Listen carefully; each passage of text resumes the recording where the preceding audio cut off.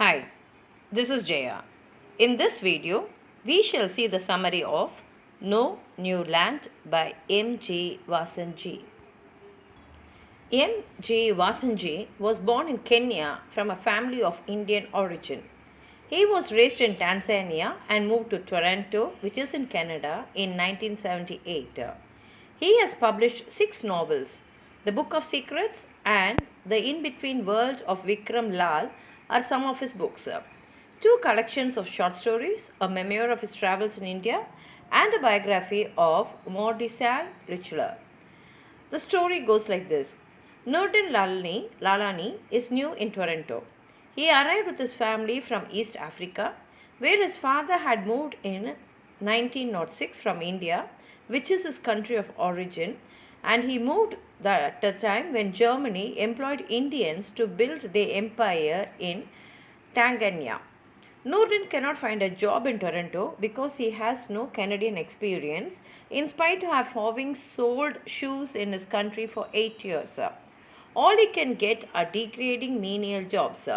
He lives in an apartment building called 69, full of immigrants. Many are East Africans of Indian origin like him. The immigrants have business going on in the building. They cook samosas and chapatis to take away. They offer babysitting services and open houses.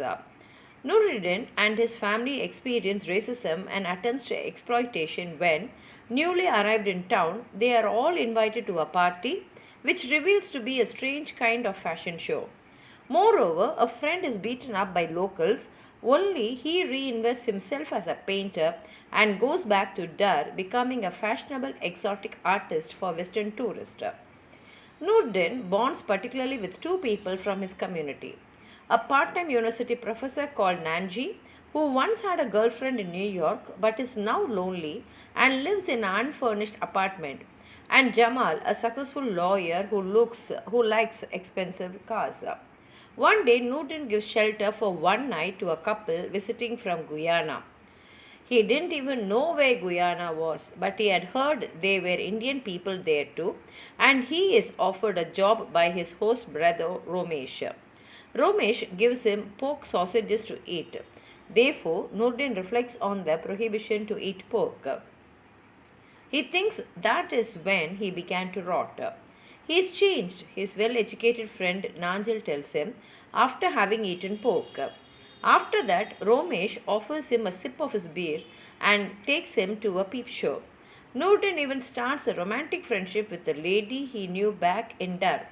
He feels guilty because he is being corrupted by the Western way, that is, the Canadian way.